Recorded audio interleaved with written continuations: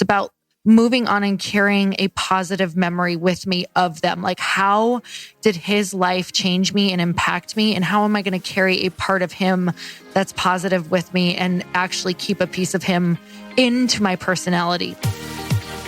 Welcome to the Earn Your Happy podcast. I'm Lori Harder, founder of The Bliss Project, 3-time fitness world champion, fitness expert, and cover model turned self-love junkie, lifestyle entrepreneur, and author. Each week, I'll bring you a guest or a thought that will help you bust through your fears, connect to your soul, and get focused and clear so you can elevate your life, business, and relationships. We don't wait until we're ready for someone to tell us we're good enough. We take what we want and we anoint ourselves. Get ready to earn, own, and unapologetically rock your happiness every single day. Are you with me? Here we go.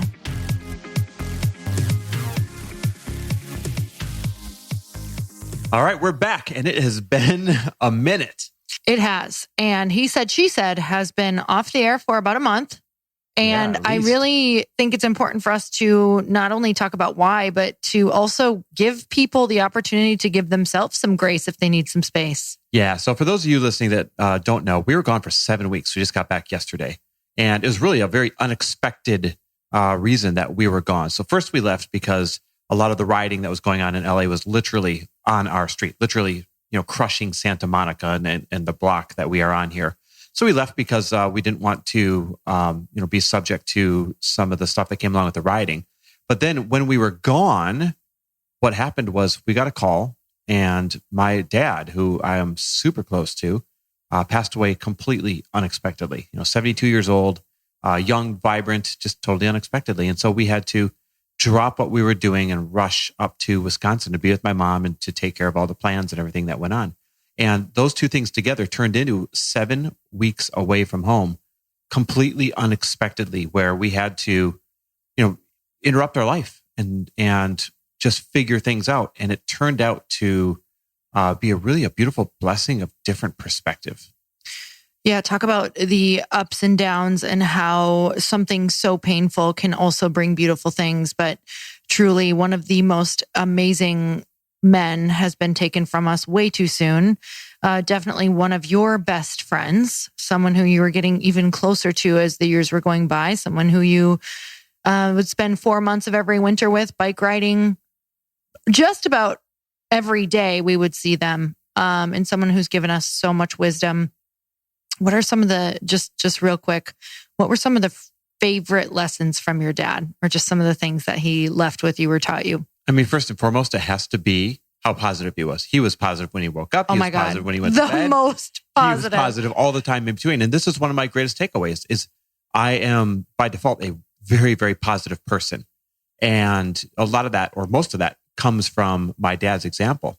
And it makes everything in your life that much sweeter when you're positive, when you see it with a positive default instead of a negative default. It makes possibilities show up that much more when you see everything with a positive default instead of a negative default. And I mean, the bottom line is people just want to be around someone who is optimistic and positive and has a can-do attitude way more than they want to be around the negative Nancy. Sorry if your name's Nancy, but the negative person who's always going to find what's wrong with the situation. And so I'm really grateful for that gift. What did he give you? Oh, I mean, it's a laundry list. We've sat around and talked about so many of the gifts, and we haven't even covered half of them over the past month of, his passing. But I can honestly say I've never heard him complain once. And he did everything for everyone and he lived for everyone. He couldn't wait to do something for us to make sure we were all having a good time, whether that was when he had bought the boat a while back because he knew we all wanted to get on the water and go wakeboarding and go water skiing, or whether he was, remodeling the home because he knew that we wanted a sun deck or somewhere we could sit outside, or whether he was building a dock or installing a dock because he knew that he could create these special family moments. Or just when he would be out here in the winter, just constantly asking what he could do, what could he fix? He lived to serve. And his sentence was always, that's what we do. That's what we do. Lori and I Doesn't would try matter and what you thank him do. for things. Like, oh my God, I can't believe you worked on this all day. Thank you so much. That's what we do. And that's what he meant about family. He was so family centered Mm-hmm. that he made the family motto. That's what we do. And now we're all here for each other. And we really live by that. No matter what help the family needs, whoever's strength that is, they jump right in. And it's just this attitude of that's what we do. And I think honestly, just adopting that of that's what we do. Even through all of the RVing on the way home when we had so many different things go wrong, I literally just kept thinking like, this is what we do. Like you just problem solve and you move through it. You don't get pissed. You don't get aggravated.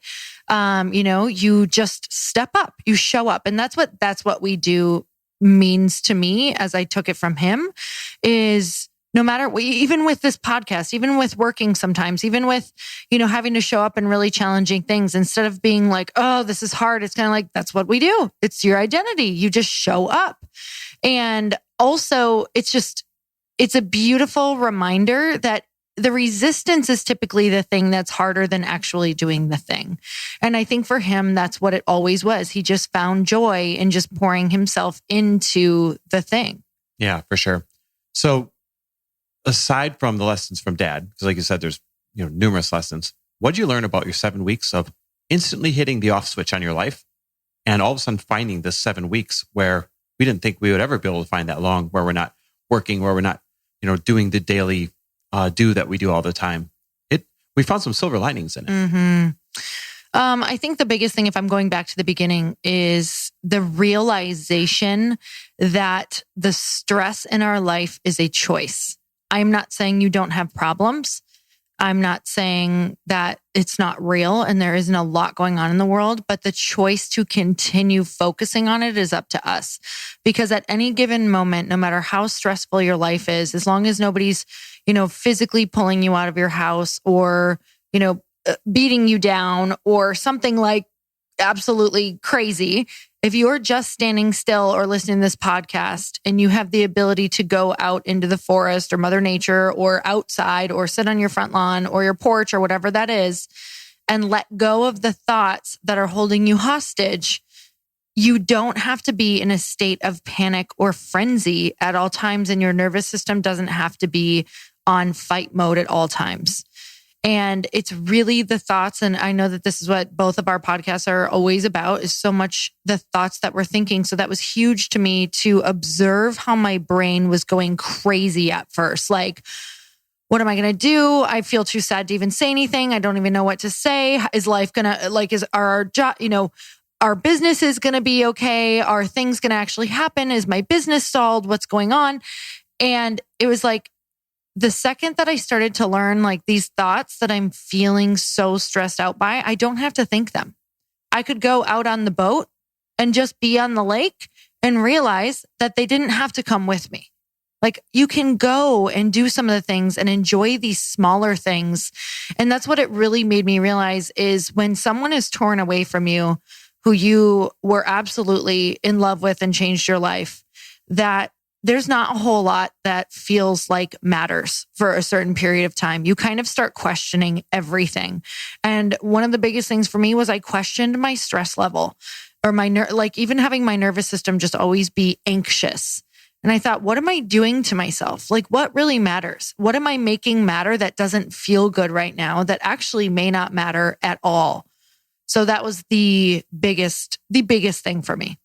What stood out for me having 7 weeks away was when we got back, the house was in even better shape than when we left it. The businesses were in outstanding shape. Everything kept moving forward. Light Pink, your drink company, kept moving forward without you and me doing the moving forward of the things mostly. And the biggest takeaway was, if you really want to be able to step away from your businesses and your normal life, a lot of being able to do that is going to have to do with who you've set up around you in your life. And this is not new news. You've heard this before, but boy, did we actually get to live this out. Our team that kept the wheels on the bus, right down to my brother and Jackie that picked up the slack when you and I needed slack to be picked up. Susie, our amazing housekeeper and house manager who stayed and lived at this house for 7 weeks with her family. And we came back, we're like, oh my God, she cleaned the grout. She did things that, oh my God, she literally I'm made the house noticing better new than when we things left. every day. She scrubbed the shower head. She's absolutely amazing. And so if you surround yourself with the right people, they will absolutely lift you up when you need an extended time out. Mm-hmm. It doesn't have to mean that your business or your life is going to fall apart. It should actually mean that it stays together and keeps moving forward. And so I'm just so grateful that we did assemble the right people in our life that allowed us without notice to hit the off switch and not come back for 7 weeks. Yeah, I think my second one is that it doesn't have to be hard, and things can actually be happening for you while you are away and recharging. That the step away and the leaving and the perspective shift that you get when you are stepping away in the space is actually not just a good thing. It is a requirement, and it is not going to feel good. You're going to feel addicted to the doing and to the moving things forward. But I want to share a perspective that I heard the other day. And it is that we are kind of in this space of unknowing and this space of kind of having this void of uncertainty. And it's not that it's new because of what's going on. It's always been there, except we, and within this space and this void is kind of like what God or the universe is going to already be doing because of the seeds that you've planted, the thoughts you're thinking, the people you're around, the energy that you're holding. So if that's all been positive, certain things are going to happen and come your way no matter how much you fill your schedule. So I just observed that all of the seeds that I had planted were still sprouting despite me not having a completely packed schedule and actually living my life and giving it space. So what would happen is over this period of time where normally I would have been waiting for something or worried about this meeting or worrying something would fall through, I just kept saying, God, I'm throwing this in your hands. This is all in your hands right now because I have no control and I truly can't focus on certain things. So I'm leaving it up to you to just take care of this for right now because I know that I've done all the right things, but I'm just going to put this in your hands. And it was absolutely amazing to watch how I was able to go and be with family and live life and connect really deeply and be in nature, and things still happened. Now, would those things have happened back home? Totally. Still would have happened back home, even if I was just as busy. But I was observing how it doesn't have to be hard. Maybe we don't have to constantly fill our schedules with everything so that we feel productive. Yeah. Boy, am I guilty of that. I mean, here's my big realization that you don't have to be as busy as you allow yourself or set yourself up to be in order to continue to move the needle forward. And I came back like rethinking everything. And I think it's good to rethink everything at least once a year. For sure. Not once every 2 years. Rethinking what I want to do and how often I want to do it and in what way I want to do it, where I want to live, how I want to spend my fun time and my free time, what things I want and what things I don't want. Mm-hmm. All of that got radically rethought and is being rethought as we speak right now. And it's good to get those perspective shifts, to get those calls where you're like, wait, life is really short. How do I really want to spend this life? And where and with whom do I really want to spend this life? Because you can really be stuck in a good life, but what if there's a great version of that life? And I know we talk about that a lot. I'd say one more big takeaway was this.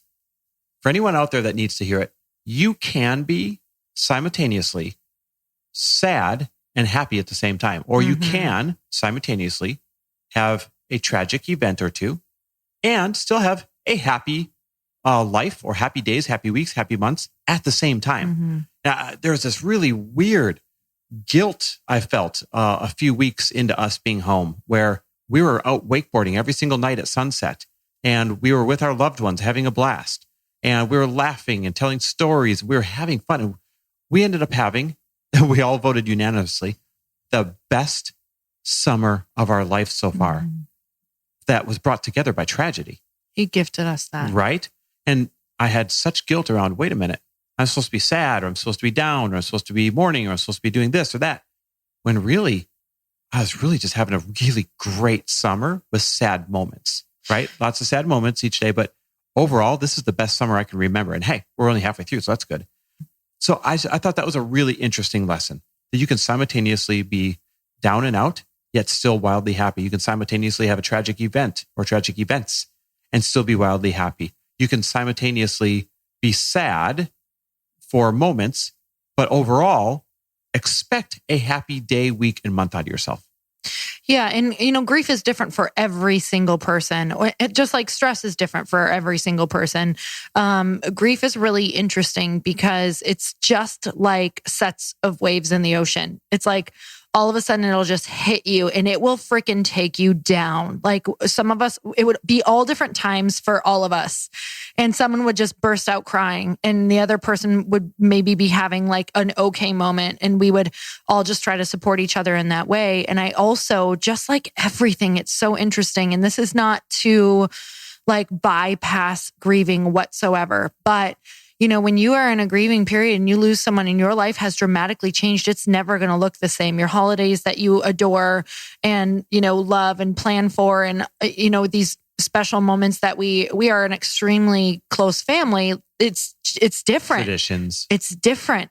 And you mourn the loss, not only of the person, but of all of those moments that you were looking forward to of the future, a way of life, a way of being, a way of feeling of certainty in your life. And, with grief, it's kind of like, it's what you focus on. There are a lot of things that sometimes we would all go in these different spirals that were, you need to go on them, but you also shouldn't necessarily stay on them for a super long period of time. Otherwise you will never, it's hard to come back from them when you are focusing on maybe, thinking of something really negative, thinking of the pain, thinking of their last moments, thinking of, just the really tragic, horrible thoughts that aren't necessarily going to help you get into a place where you actually remember good memories, where you actually can move on with your life and keep them with you. So I think it's, grief is strange because we're all doing it in a different way. And I know for me, it's not about like moving on and getting past them. It's about moving on and carrying a positive memory with me of them. Like, how did his life change me and impact me? And how am I going to carry a part of him that's positive with me and actually keep a piece of him into my personality? Like I'm actually adopting parts of him into who I am in my personality. And that's how you make people live on, is you become the part of them and you keep that part of them alive through you.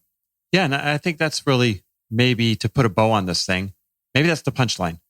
I think one of the goals of life is to collect people and collect moments and collect lessons and then live and embody the best parts of those people, the best parts of those moments, the best parts of those lessons, so that you can then pass those on to somebody else who needs them. And that's really the giant intertwined world that we're supposed to live in. Everybody collecting the best parts from each other and sharing them with the next person who's looking for those best parts to be influenced into their life. And if we all just do that, then I think everyone's going to turn out pretty damn good. Oh my God. I love that. It's so beautiful.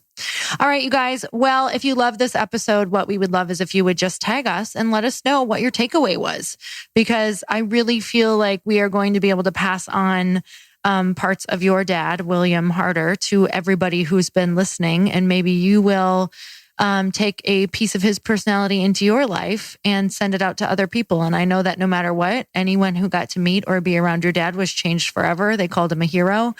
So much fun, brilliant, amazing, beautiful man. So you guys, until next time, earn your happy and just follow Chris Harder. No.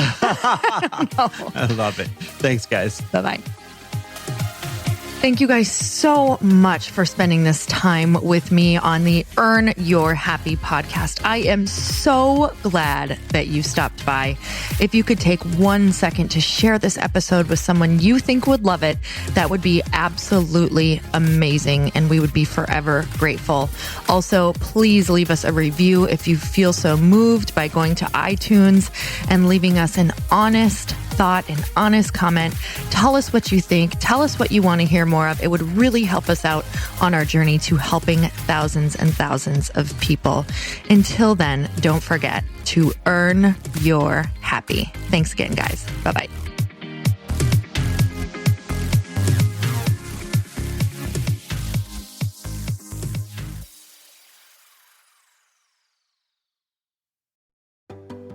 Hey, do you know what the big secret is this year? And it shouldn't be a secret because this should be your biggest focus. It is building your community. I am always working on building and nurturing my community, and everyone is talking about the power of community. Without an online community, you just cannot grow organically or create a real movement, which is what I know that we're all after. And you can build trust or monetize your audience. When you get community right, not only does your audience grow faster, but so do your sales. But where's everybody going to be managing their communities these days? And a lot of online entrepreneurs and thought leaders are turning to Circle.so. Circle is an all-in-one community platform. It lets you host content and create discussions, live streams, group chats, and memberships all under your own brand.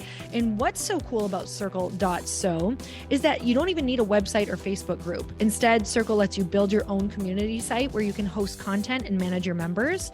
You can even create locked and unlocked content spaces, groups, and classes. How freaking cool is that? You can put your content behind a paywall too, and you can charge different amounts of money for different spaces on your community site.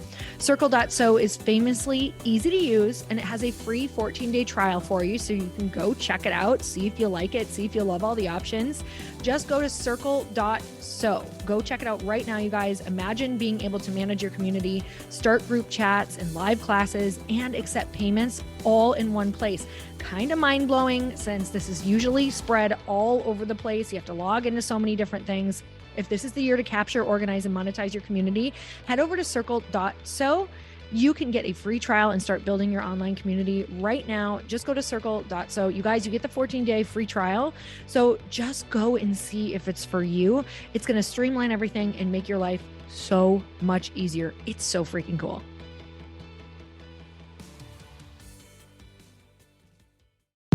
Hey, I know if you're listening to this podcast that you have big dreams and big goals. And one of the things that can really stop you is struggling with your marketing.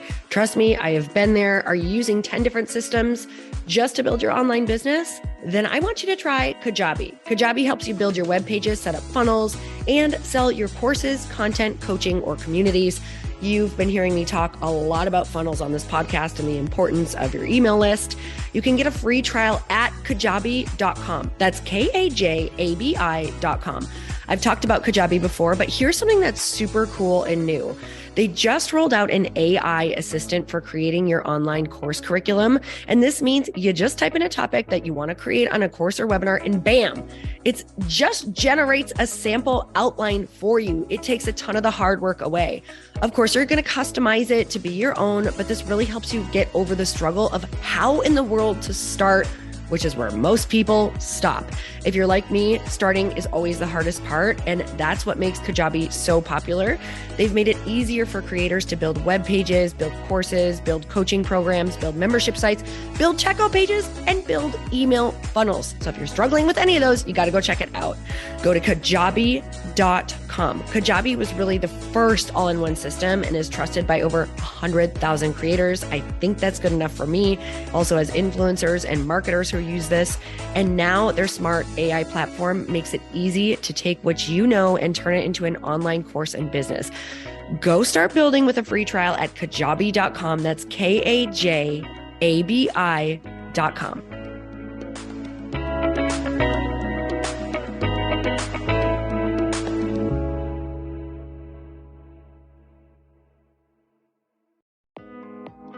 Hey, thanks for listening to the podcast. And I want to make sure that you have my phone number, and I'm not kidding. Did you know that I have a community text number? For real. My phone number is 310-496-8363. This goes directly to my phone. All you have to do is text the word daily to 310-496-8363. And I literally text you every single day, Monday through Friday. I actually just got done 30 seconds ago texting a bunch of people back, and I talk to you all of the time. You guys, people always ask me how I got my community text number and how it works. Well, all you have to do is you can just go to community.com and get your own. Community makes it easy to get a phone number that you can use to build your audience using text. People just text you at your number and they're added to your group.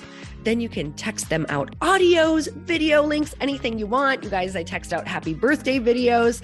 I love to send podcast links, thoughts about life, book recommendations, different events that I'm doing in the local area. Texting gets me out of the noise of social media and directly into your hand. And now you can start texting your people too. Just go to community.com to get your phone number. They give you a 10-digit real phone number, not those weird short codes that look like spam, but it's more than a phone number. Your new number comes with an inbox for SMS and texting. This means you can actually manage your text list from your computer and an app on your phone. You can schedule text to send at certain times and to certain groups. You can even set up auto replies or let your assistant or customer service team answer your text messages via Community's awesome dashboard. Just go to community.com and ask for a free demo. They'll show you how it works and get you your number.